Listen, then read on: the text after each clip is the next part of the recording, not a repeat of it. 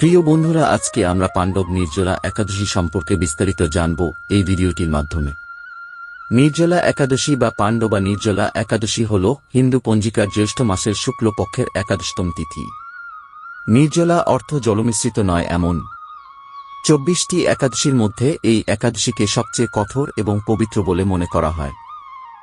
বছরের 24টি একাদশীর মধ্যে সবচেয়ে গুরুত্বপূর্ণ নির্জলা উপবাস। 2024 সালে নির্জলা একাদশী কবে? জেনে নিন নির্জলা একাদশী সম্বন্ধে বিস্তারিত।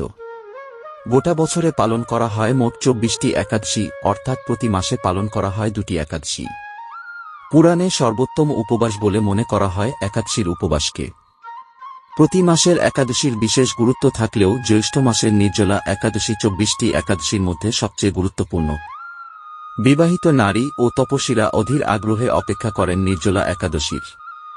2024 সালে নির্জলা একাদশী পালন করা হবে 18 জুন, মঙ্গলবার। নির্জলা অর্থাৎ এই উপবাসের সময় পান করা যাবে না জল। নির্জলা একাদশী পরিচিত ভীমসেনী একাদশী ও পাণ্ডবা একাদশী নামেও। পঞ্জিকা অনুসারে 2024 সালের জ্যৈষ্ঠ মাসের শুক্লপক্ষের একাদশী তিথি শুরু হবে 17 জুন সকাল 4:43 এবং শেষ হবে পরের দিন 18 জুন সকাল 6:24। বিষ্ণু পুজোর সময় হল 17 জুন সকাল 8:53 থেকে দুপুর 2:07 পর্যন্ত। নির্জলা একাদশীর উপবাস পালন করতে হবে 18 জুন সকাল 5:24 থেকে 19 জুন সকাল 7:28 পর্যন্ত, কারণ এই দিনে দ্বাদশীর সময় শেষ হবে সকাল 7:28। নির্জলা একাদশীর সূর্যোদয় থেকে পরের দিন দ্বাদশীর সূর্যোদয় পর্যন্ত নির্জলা উপবাস করতে হয়। এই সময় জল ও খাদ্য গ্রহণ করা যায় না। একাদশীর দিন সকালে পুজো করা হয় ভগবান বিষ্ণুর। বছরের অন্যান্য একাদশী উপবাসের মতো নির্জলা একাদশীর উপবাসে খাদ্য সংযমের পাশাপাশি জল পান না করাও জরুরি। কিংবদন্তি অনুসারে ব্যাসজির কাছে মোক্ষলাভের উপায় জানার ইচ্ছা প্রকাশ করেন সর্বভূক ভীমসেন। তখন ব্যাসজি তাকে একাদশীর উপবাস করার কথা বলেন, কিন্তু ক্ষুধা সহ্য করতে না পারার কারণে ভীমসেনের জন্য কঠিন হয়ে যায় প্রতি মাসে উপবাস করা। তখন নির্জলা একাদশী উপবাস করার কথা বলেন ব্যাসজি। তার সঙ্গে ব্যাসজি বলেন এই উপবাস করলে বছরের 24টি একাদশীর ফল পাওয়া যাবে। নির্জলা একাদশীর উপবাসের কারণে মোক্ষ লাভ করার পাশাপাশি স্বর্গ লাভ হয় ভীমসেনের। পাণ্ডব নির্জলা একাদশী মাহাত্ম্য। জ্যৈষ্ঠ মাসের শুক্লপক্ষের নির্জলা একাদশী উপবাসকে পাণ্ডব নির্জলা একাদশী বলা হয়। পুরাণ অনুসারে একে ভীমসেন একাদশী, ভীম একাদশী এবং পাণ্ডব একাদশী বলা হয়। এই একাদশী ব্রত নির্জলা থেকে পালন করা হয়, যে কারণে একে নির্জলা একাদশীও বলা হয়।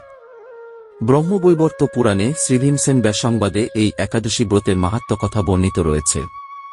সারা বছরের মধ্যে কেউ যদি শুধু এই একটি একাদশী সঠিক নিয়মে নিষ্ঠাভরে পালন করতে পারে, তাহলে সে বছরের সমস্ত একাদশী ব্রতের সমান পুণ্য লাভ করে। যিনি এই উপবাস পালন করেন তিনি ভগবান বিষ্ণুর আশীর্বাদ লাভ করেন এবং সকল পাপ থেকে মুক্তি পান। একদিন যুধিষ্ঠির শ্রীকৃষ্ণের কাছে এই ব্রতের গুরুত্ব সম্পর্কে জানতে চাইলে শ্রীকৃষ্ণ বললেন এই একাদশী সম্পর্কে মহর্ষি ব্যাসদেব বর্ণনা করবেন, কারণ তিনি সকল ধর্মগ্রন্থের অর্থ ও তত্ত্ব সম্পূর্ণরূপে জানেন। তখন রাজা যুধিষ্ঠির মহর্ষি ব্যাসদেবকে বললেন, হে মহর্ষি, মানুষের পার্থিব ধর্ম ও জ্ঞানকাণ্ডের কথা অনেক শুনেছি। এখন আপনি দয়া করে ভক্তি সম্পর্কে কিছু ধর্মীয় বাণী আমায় বলুন। ব্যাসদেব বললেন, হে মহারাজ, কলিযুগের মানুষের পক্ষে আপনি যে শিক্ষা শুনেছেন তা অনুসরণ করা খুবই কঠিন।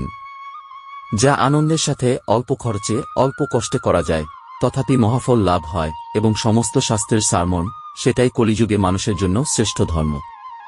সেই ধর্ম সম্পর্কেই আপনাকে বলছি, মন দিয়ে শ্রবণ করুন। জ্যৈষ্ঠ মাসের শুক্লপক্ষের নির্জলা একাদশীর দিনে সম্পূর্ণ ভোজনহীন উপবাস করা উচিত। এই উপবাস কলিতে শ্রেষ্ঠ। দ্বাদশ দিনে স্নান করে নিজেকে শুদ্ধ করে শ্রীকৃষ্ণের পূজা করা উচিত। যারা এই ব্রত পালন করেন তারা স্বর্গে যেতে পারেন। এমনকি পাপী ও ধর্মহীন ব্যক্তিরাও একাদশীতে ভোজন না করলে যময়াতনা থেকে মুক্তি পায়। মহর্ষি ব্যাসদেবের কথা শুনে ভীম অশ্বত্থ পাতার ন্যায় কেঁপে কেঁপে বললেন, হে মহান ঋষি, মাতা কুন্তী, দ্রৌপদী, জ্যেষ্ঠ ভ্রাতা যুধিষ্ঠির, অর্জুন, নকুল ও সহদেব সবাই একাদশীর দিনে উপবাস করেন। আমাকেও উপবাস থাকতে বলেন, কিন্তু আমি ভোজন না করে থাকতে পারি না। ভীময়ের কথা শুনে ব্যাসদেব বললেন, স্বর্গবাস করার একান্ত ইচ্ছা থাকলে তোমাকে অবশ্যই উভয় পক্ষের একাদশীতে ভোজন না করে থাকতে হবে।